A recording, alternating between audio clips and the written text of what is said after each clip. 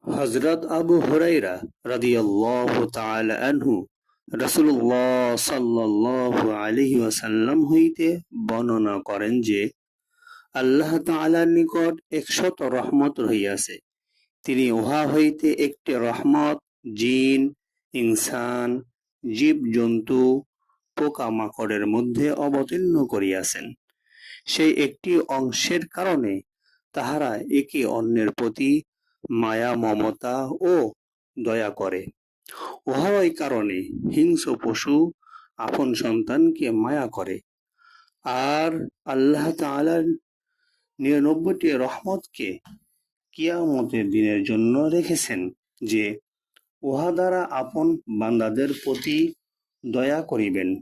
যখন কিয়ামতের দিন হইবে, তখন নিজে সেই ৯৯টি রহমতকে এই দুনিয়াবী রহমতের সাথে মিলাইয়া পূর্ণতা দান করিবেন।